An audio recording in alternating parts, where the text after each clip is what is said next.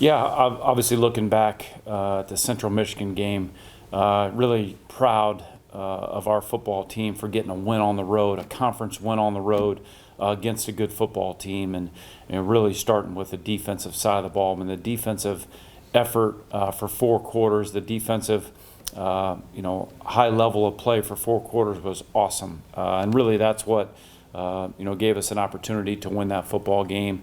In addition to special teams in play, and in particular, Lucas Burrow and our punt unit that were able to handle some tough conditions in the wind. Lucas had his best day as a Cardinal with a 45-yard average, 4 punts inside the 20-yard line. But just proud overall of just finding a way. It was not our best day, obviously offensively, especially in that first half, but to be able to respond in the second half and to be able to run the football the way that we did in the second half and score enough points to get a win. And really, my hat is off to the defense for just playing championship football for 4 quarters, really making it tough on our opponent.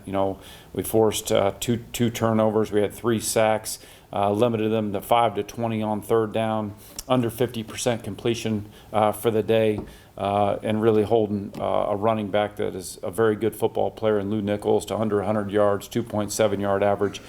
Just proud of the defensive effort. That was the formula for winning on Saturday. Obviously we were in a crazy game the week before with a shootout, but just proud of our guys for staying the course, having each other's back, and getting a great win. And we're on to the next one. UConn, and what Coach Moore has done in his first season there. I read a stat that obviously this was after their game against FIU the other night. This is the first time they've had 3 wins since 2017, and I think it speaks volumes of the job that he has done there. You take away their 3 Power 5 games that they played against NC State, against Syracuse, against Michigan. This is a good football team. Those 3 teams are having an incredible year, but this is a good football team that's coming in here, and we got to clean up our mistakes from Saturday, have a great week of preparation, and be ready to go against a team that is on the rise, obviously, and is going to be a tough opponent. You talked about kind of these past 2 weeks and how different the wins were. How important is it for this team to show that they are a complementary football team, that they can feed off each other when maybe one phase isn't working as well? Yeah, I try to talk about that even in training camp, when you just talked about setting the expectations for your team, setting the expectations for how you go about your work on a day-to-day basis. The goal every week is to win by 1 more point, to score 1 more point than our opponent. Sometimes it might be a shootout like it was 2 weeks ago. Sometimes it might be an unbelievable defensive effort like it was on Saturday. No matter how it unfolds, we all have to just be bought in that, man, we win as a team, we lose as a team. Whatever it takes that day to get it done, even if it was 3-2, whatever it takes that day to get it done is the most important thing. And so I can't say enough how proud I am of the team for just figuring out a way. And thankfully the defensive effort on Saturday was awesome, and they had the offenses back that day. And then certainly the special teams piece of it, and in particular the punt team, with the way we operated going into the week. They were number 1 in the country in block punts, so the communication to get it all blocked up, and then Lucas to go out and deliver those punts the way that he did. It's just awesome. As you mentioned, just figure out a way, and every week it might just look a little bit different, but it's a win for the Cardinals. Offensively, I guess, what's the biggest focus or thing that you guys have to do? The start of the game. We gotta be able to sustain drives, and we have to be better on third down. You can't. I don't think I've ever been in a game, personally, at any level. I don't think I've been in a game where we're 0 for 13 offensively on third down and won the game. So that, again, speaks volumes about the defensive play, the special teams play. So we have to get off to a better start. We got to do, obviously, there's 6 games on tape now. There's enough things. We go back, we study like crazy, game plan and preparation, but we got to make sure that we're giving our guys a chance to be successful, to go out, execute at a high level, and make sure we put them in a position to be successful. So we'll get that fixed. We'll get that corrected. Very confident in that. And the players are all, they're also guys too that do a great job looking in the mirror saying, I have to be better. We all have to be better, and we'll get that done. And it's exciting to have, fall break here where we have no class tomorrow, so we'll have everybody at practice, which is a great thing. So we don't have to worry about guys having to leave or miss practice due to academics. So it's awesome to be able to have that. UConn's obviously a run heavier Yes. team, but how much is last week's performance build on the confidence of this defense and stopping them? Yeah, I think it's awesome because like I do, coming off the week before, and a lot of talk about us giving up over 300 yards against Northern Illinois. Credit Coach Stockton, credit the defensive staff, but credit the players because they came back knowing that, man, that was what was on tape. And then also we're facing one of the running backs that, led the nation and one of the top running backs in the country, and Lou Nichols. And for us to be able to do what we did, hold them to 2.7 yard average, and I think it's speaks volumes to the players for having a short-term memory. Coming back, getting after it on the week of practice. Obviously, we can't go live and practice anymore, so to do a great job with technique and doing a good job with the tackling circuit, that paid off for us, and it was an awesome response. Last week, I think the penalties were way down from what they were at the beginning of the year. How much has that been the emphasis, and how nice is that to see those numbers start coming down? Trending in the right direction. Yeah. Trending in the right direction, and we try to play the game the right way. That's all I can say. We just try to play it right. Guys, the pre-snap stuff, the post-snap stuff, those are things that, that's got to continue to be gone. There's going to be things that happen from time to time, whether it's an aggressive one or, whatever it may be. And, late in the game, we had a penalty on the false start offensively. John was trying to manipulate the snap count, manipulate the cadence, see if he could get a cheap 5 yards, and just got caught leaning. So we just got to keep working on that and just continuing to play the game the right way. How valuable has it been to see the depth really shine, especially defensively through 6 games? It's been awesome, and you think about this past game, the last 2 weeks really. Red Potts has played a lot of football the last 2 weeks. Nick Jones has been banged up, but just to see Red step in when his number's been called and really play at a high level the last 2 weeks has been awesome to see. And credit Jay-Z, credit Coach Vic Hall for just doing a good job with those guys in the meeting room, on the practice field, having them ready to go. And Red stepped in and never blinked. He just believed in himself, confident guy. It's great to see that hard work and his positive attitude pay off for him. And listen, it's a great problem for us. Because we got a lot of competition in our own building. Iron sharpens iron, and those guys will push each other, and it's great to be able to have that kind of depth as we move forward. Because as we know, it's a physical game, and several guys will be in a position to play significant snaps as we move on to the second half of the season. Coach, just 1 sack in the first 4 games total, but now 6 in the last 2. What's the biggest difference? Just staying the course. Proud of those guys. Coach McKenzie, works tirelessly with the guys in practice on everything you can to improve D-line play, working on get-offs, working on, being better, utilizing your hands, all those things. And so the guys just stayed the course. They've heard it just like they've heard it enough too, like, hey, what's going on? Why aren't we getting some pressure up front? But for those guys to have a big game the way they did, having 3 sacks with 3 different guys up front, Tavion Woodard, Kyle King and Jack Sape, all 3 of those guys, to have 3 sacks from 3 different guys. I think credit those guys for just staying the course, keep working hard in practice every day. It'll eventually pay off, and our D-line really got stronger as the game went on. 3rd quarter, 4th quarter, we were getting stronger and felt like they were getting worn down a little bit. You have some history knowing Jim Mora, the UConn head coach. What's that like to go up against somebody that you do know that's had the NFL experience just like you had? Yeah, he probably doesn't know me, but I know him because he was the head coach of the Atlanta Falcons when I was coaching arena football, and we played in Georgia when Arthur Blank owned the arena team also, and Jim Mora was sitting in the front row for that game, and had a chance to say hello to him then, and obviously he's had a great career as a head coach and in the NFL, great career as a head coach in college, and I'm not surprised to see what he's doing so far early in his tenure at UConn. So a lot of respect. Obviously comes from a great football family, and certainly haven't been down with the Saints. His father and what he did with the New Orleans Saints for a number of years was pretty special. So it'll be great to be able to compete against him, but a lot of respect for what he's doing with his football team. Thank you, Coach. All right, thank you. Questions on Zoom? Hey, Hey, Mike. Hi, how are you today? Good. Hey, one of the last things you said last week in your press conference was, don't get caught up in Central Michigan's record. How did that affect your kids? Did your kids buy into that this week? Because it was a very, I thought it was a good game.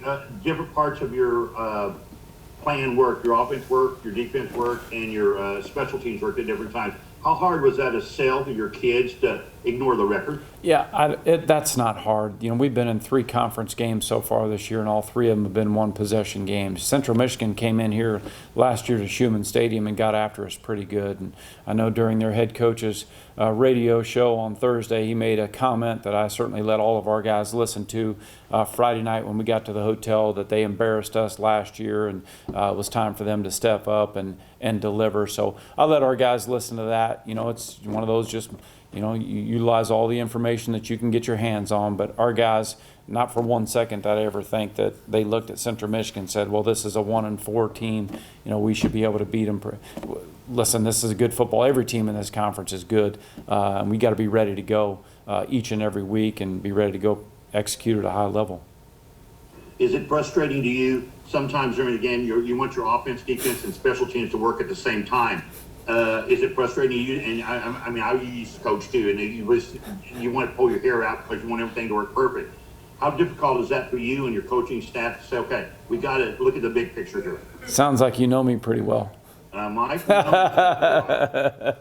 Yes, I wanted to pull my hair out. I want all 3 phases to execute at a high level for 60 minutes. But as we know, sometimes that doesn't always happen, and so that's the beauty of football, man. If we knew we were going to have the exact same thing show up every single week, it'd be awesome. It'd be a lot less stressful. But that's what's so awesome about football and being the biggest team sport that there is, with a significant number of players. However many weeks and however many days that you can try to get your team as consistent as possible gives you the best chance. So yeah, I get frustrated at times, but I'm not going to apologize for being a competitor.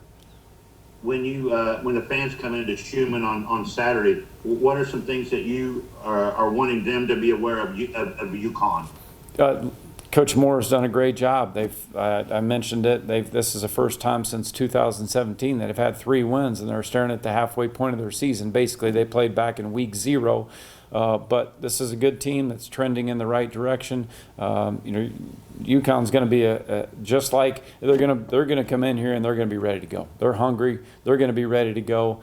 We got to be ready to go. We need our fans here at Schumann Stadium. And I know a young man put an article out about challenging the fan base here and why can't we have bigger crowds on a consistent basis at Schumann Stadium. But our football team needs our fans. We want to make Schumann Stadium, take a lot of pride in playing at home. Our players take a lot of pride in playing here, and there's nothing better to come out of the locker room before the game starts and to see an awesome crowd at Schumann Stadium. That does a lot for our players. That does a lot for our staff, our program, and we want to make sure that we do our part to make the fans proud. Hey, Mike, one last question, and my part will be done.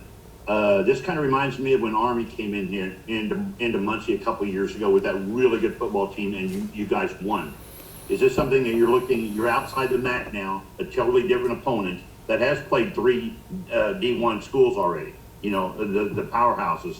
So the question is this something that you can relate back to maybe the Army game about them coming in? I know Army and Connecticut are 2 different animals. Yeah. Obviously, you mentioned that they're 2 different animals in terms of what they do from a scheme standpoint. But this is a non-conference opponent that is a good football team that take away those 3 Power 5 games that they played and look at what they're doing. Obviously, you take away those 3 games against teams that are having great years, that are all ranked, and then they're 3-1. This is a good team. This is a good team coming in here that is going to be ready to go. They run the ball at a high level. They take care of the ball. They're one of the least penalized teams in college football. They play good defense. They make you earn it. You don't see a bunch of big plays given up on tape. So we're got to be ready to go. Our guys, it starts with having a great week here on the practice field. But our guys know exactly what is at stake. It's great to be able to be back here at home after a huge conference win on the road.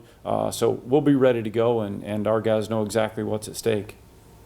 Mike, again, congratulations on your win for you and your team, and good luck this weekend. Okay, thank you. All right, thanks, Coach. starters, how much confidence does this defense and this team have, after the last 2 weeks?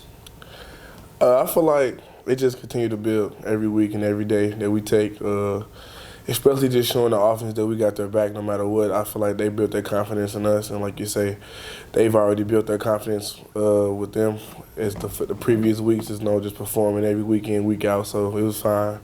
It felt good to finally step up when our number was called, so our confidence is definitely growing every day. Yeah, and I know over the summer we kind of talked about your journey. I guess halfway through the season, how glad are you made the decision to come to Ball State? Honestly, it's the best decision I've made for myself in my life. I mean, I definitely took an opportunity and took a chance on myself even entering the transfer portal, but just from being here before I even entered the portal, just coming to visit, I felt the energy and I knew what I was going to get myself into once I got here. So it just feels great, and it's a relief to know that all the expectations I had as far as a culture and a community, it was just met, and even what I say went above what I expected, I should say. Yeah. So you all get an A. I guess defensively, it seems like from the linebackers and the defensive line, you guys have been creating some more pressure these past few weeks. Where's that coming from? I guess?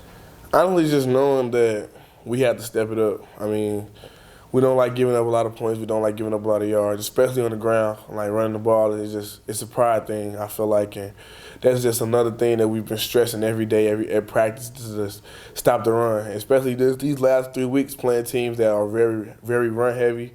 Even just coming up with UConn when they got 3 guys that has over 50 carries almost. So like, we just got to emphasize that if we want to win games, we have to stop the run first, and then we can open up our playbook on third down. So that's kind of just the motivation that we got personally, just take pride in stopping the run. Sidney gets to Central Michigan on that fumble recovery for a touchdown. What did you see on that play that gave you the chance to scoop and score? Honestly, it kind of just like, it felt fake because it's like there's no, like it just fell right in front of my face. Like they had a mishandled snap and like they both went opposite of the ball. So it was like, here you go. Like this is really what it felt like. Just gave me a birthday present. So it was great. It just felt like it was just my time. It was finally a long time coming. I've never had a touchdown since I've been in college. So it just felt like a guy just gave me one right there for real. We've talked a lot about the depth throughout the year with Ball State on the defensive side. How have you seen that really start to step into the role of the defense in the last 6 games?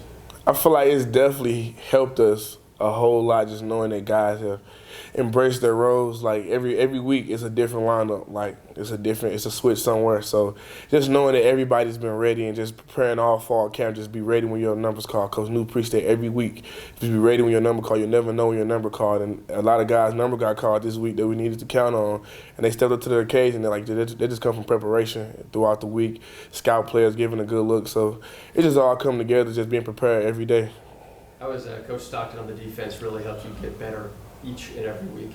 Every week it's always something new that he's teaching me, whether it's something that you can apply on the field or something you can apply to your work ethic or your preparation. Like, this is my first time really having somebody that's vocal, that isn't my position coach, as much as like this. So it felt good to just know that having your defensive coordinator's confidence in your position room and in myself personally, just knowing that he got your back no matter what, it's definitely a great feeling.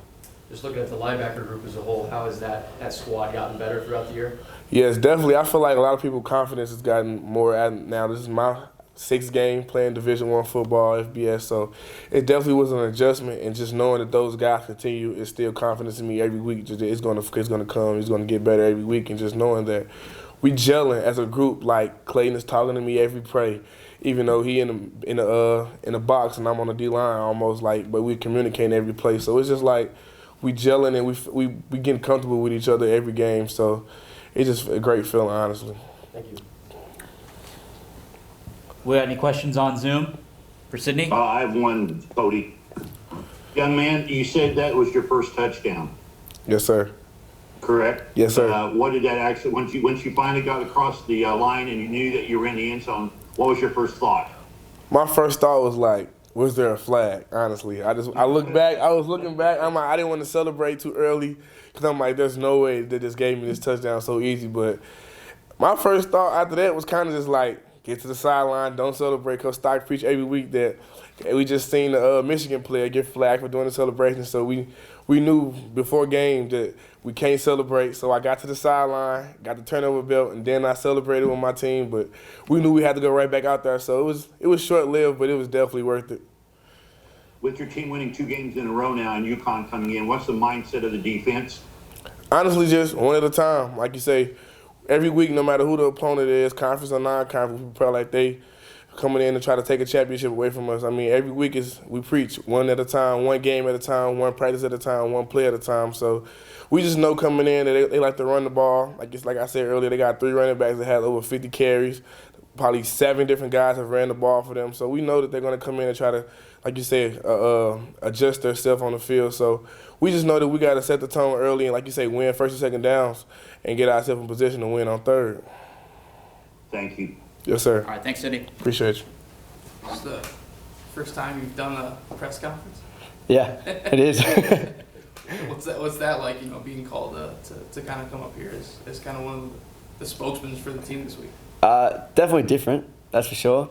It's not very common that you get kind of see a punter come up to talk on behalf of the team, but yeah, it's pretty cool. Yeah, I guess a lot of the talk last week was Central Michigan and their ability to block kicks. I mean, how much do you think about that, or do you not try to think about that coming into the week? Yeah, obviously coming in, we knew that they had a really good punt pressure unit, which we respected, and we knew that they were really good at that. So we just tried to train for different situations all week.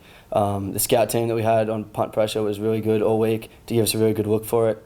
But yeah, apart from that, we knew that our operation was good enough, and they weren't going to get there. So yeah, we kind of just did what we did, went out there and executed.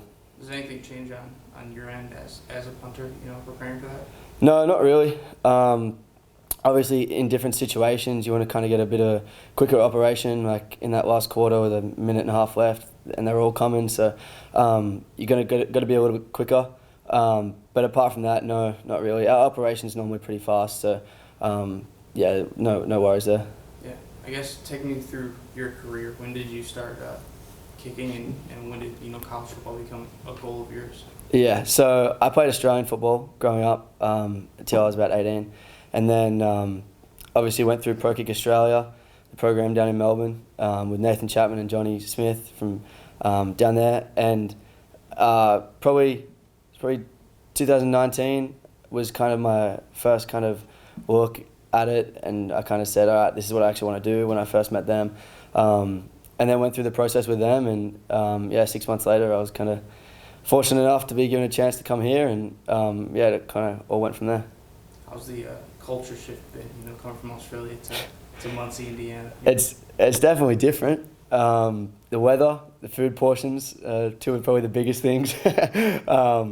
But no, everyone's been really nice. They've really taken me in like a family here, and I really can't thank everybody enough for everything they've done here. I've got pretty much second families here now.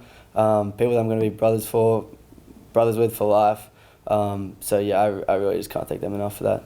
Yeah, you've been here for a couple of years now, obviously doing well this season. How glad are you kind of made the decision to come over to the States and play football?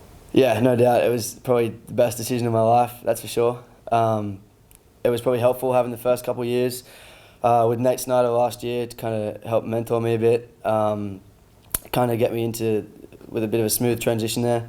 But now that it's kind of my turn this year, it's kind of been really cool, exciting. I had my family here for 3 weeks, so that was cool for them to see their first American football game. But yeah, apart from that, it's just been awesome.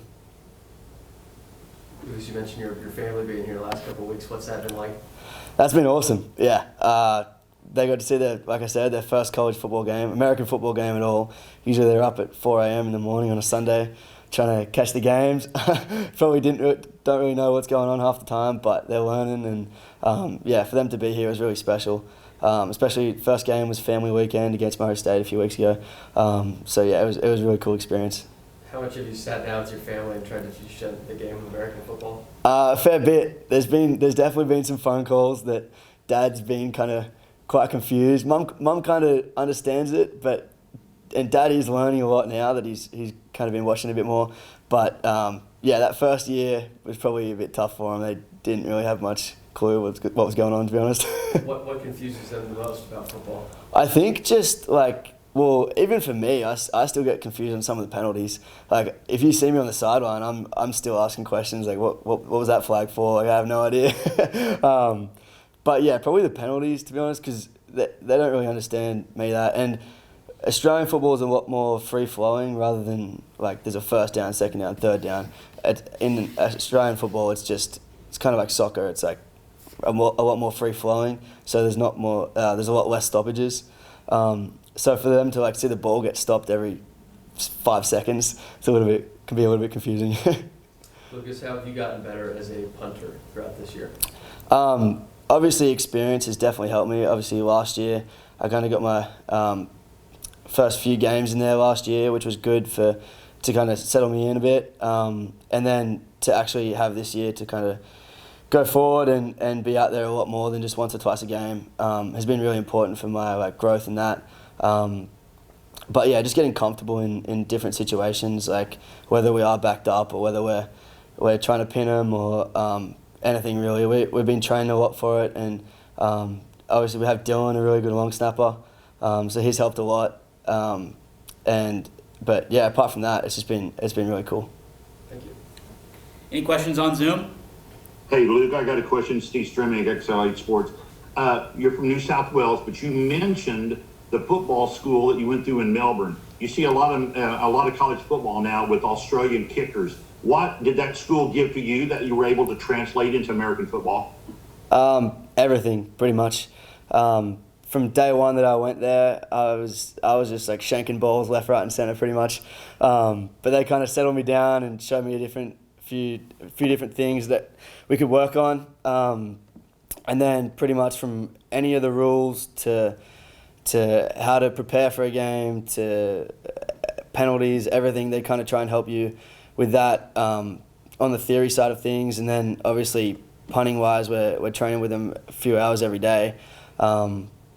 So obviously you get better at punting naturally, but just with their ability to transfer the skills that you already have to actually punting in American football, because it is a little bit different. It's a bit of a different kind of thing how they do it, but yeah, it's really cool, and it's just a process that you have to go and trust that what they're teaching is the right way to do it. And yeah, they're the best in the business, and I really couldn't ask for any more from them. Luke, when you see other Australian kickers here in the United States, are they coming from the same school? Yeah, pretty much. I want to say 99.9% of them are all from Pro Kick. I got friends, even in Indiana, at other schools. They're all over the country now. So that's really cool. Pretty much anywhere we go, there's another Australian punter. Even in the MAC now, half of them are Australian punters. So a lot of the games that we play, I'll be able to catch up with them before the game or after the game and just check in with them, see how they're going, and kind of follow their journey as well. And we kind of lean on each other as well. So it's awesome. Thank you. Thank you. Thanks, Lucas. Thank you.